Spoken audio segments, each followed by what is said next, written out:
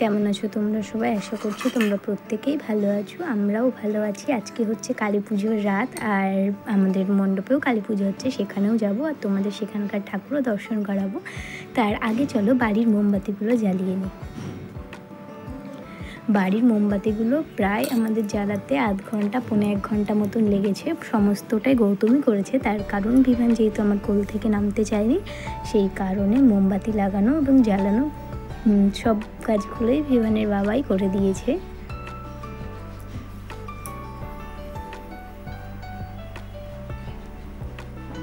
যেহেতু পুজো, সেই কারণে একটু সাদা লালের শাড়ি পরেছিলাম আমি, আর বিভানকে পরিয়ে দিয়েছিলাম বিভানের দুর্গা পুজোর জামাটা। এরপর আমরা এক এক করে মোমবাতিগুলো লাগিয়ে দিয়েছি। লাইটগুলো তো এর আগেই লাগিয়ে দিয়েছি, সেই ভিডিও তোমরা প্রত্যেকেই দেখেছো। দেখো, মোমবাতি জ্বালানোর আগে এটা দেখতে কিছুটা এরকম, আর জ্বালানোর পর দেখতে ঠিক কতটা সুন্দর লাগবে সেটাও তোমাদের সঙ্গে শেয়ার করব।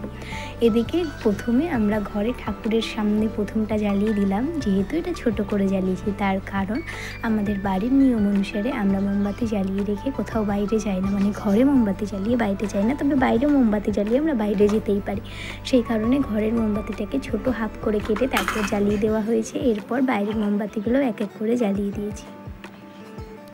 আর আজকে একটু ইচ্ছা আছে আশেপাশে 2-1টা ঠাকুর দেখব, আর তা না হলে বাইরে গিয়ে রাতের ডিনারটা সারব।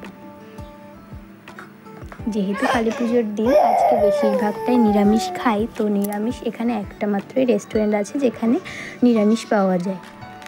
তো আজ ভাবছি সেখানেই যাব। যেহেতু এগুলো জ্বালাতে জ্বালাতে আমাদের 10টা মতন বাজে, সেই কারণে একটু তাড়াতাড়ি করছি। আর এরপর দুর্গা পুজোয় আমরা বাজি কিনে এনেছিলাম, সেই বাজিগুলো না দুর্গা পুজোতেও আমরা ফাটাতে পারিনি, আর কালী পুজোও তো শেষ হয়েই যাবে কদিন পর।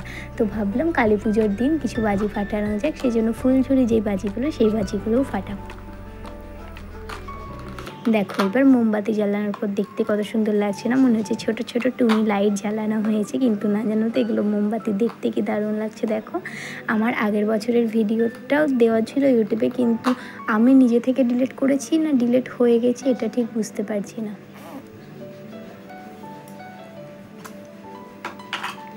বিভানের মুখটা একটু ভার, তার কারণ বিভান কিছুক্ষণ আগে ঘুম থেকে উঠেছে, আর ঘুম থেকে উঠে রেডি করে খাইয়ে তারপর বাইরে নিয়ে চলে এসেছি ও কোনো কিছু বোঝার আগেই, সেই কারণে ওর মুখটা একটু ভার হয়ে গিয়েছে। এরপর কিছু ভিডিও এবং কিছু ছবি তুললাম।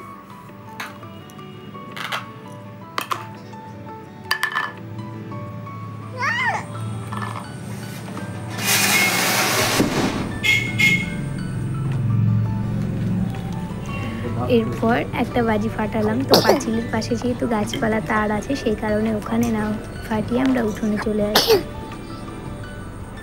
আর এখানে একটা বাজি না ড্যাম ছিল, মানে প্রথমে যখন বাজিটা জ্বালানো হয় তখন জ্বলে না, কিন্তু তারপর না বাজিটা ধরাম করে একটা বিরাট শব্দ করে বাস্ট হয়ে যায়। তো একটু সাবধান থাকতে হবে আমাদের প্রত্যেককে।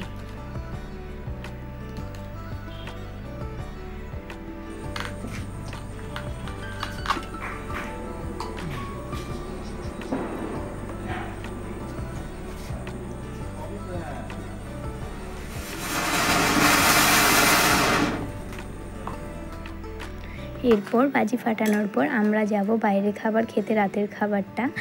আমি উপোস থেকেছিলাম, তবে আমি 4টে কি 4:30 পর্যন্ত উপোস থাকতে পেরেছিলাম, তারপরে উপোস থাকতে পারিনি। তো তারপর আমি আমার উপোস ভেঙে দিই এবং আমি কিছু খাবার খেয়ে নিই। আর গোটা প্রত্যেকের বাড়িতেই প্রায় সবাই লাইটিং দিয়ে সাজিয়েছে।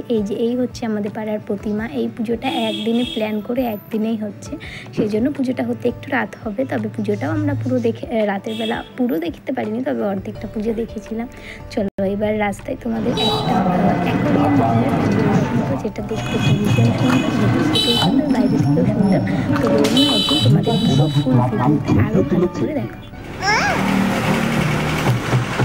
এরপর আমরা খেতে গিয়েছিলাম এই রেস্টুরেন্টের কথা, থেকে আমরা প্রায় অনেকেই জানি, তার কারণে আমি অনেক ভিডিও বলেছি। আমরা এখানে নিরামিষ খেতে যাই, যেখানে প্রথমে ঠাকুরকে নিবেদন করার পর সেই ক্ষেত্রে আমরা খাওয়া দাওয়া শেষ করে হাঁটতে হাঁটতে আমরা চলে আসি আরেকটা প্যান্ডেল, আরেকটা পুজো দেখতে, যেখানে লাইটিং ছিল অনেক কিছু, বেশ সুন্দর লাগছিল। সেখানেও কিছু ছবি এবং ভিডিও তুললাম। ঘোরো একবার। সবাইকে অনেক শুভ দীপাবলি। তোমরাও জানি না তোমাদের পুজো কেমন কাটলো, বেশি ঠাকুর দেখে। এরপর আমরা দেখছি অ্যাকোরিয়ামের ঠাকুরটা দেখছি, অ্যাকোরিয়াম থিমের ঠাকুরটা দেখছি। এটা আমাদের বাড়ির সামনে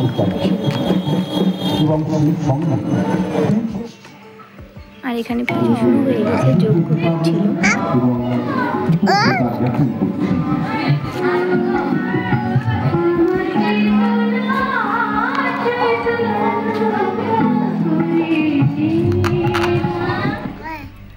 এরপর প্যান্ডেল দেখে আসার পথে আমাদের বাড়ির সামনে একটা নতুন রেস্টুরেন্ট হয়েছে, তো সেখানে আমরা ঢুকে দুটো মকটেল নিয়ে খাওয়া দাওয়া করে আমরা তারপর বাড়ি চলে আসি।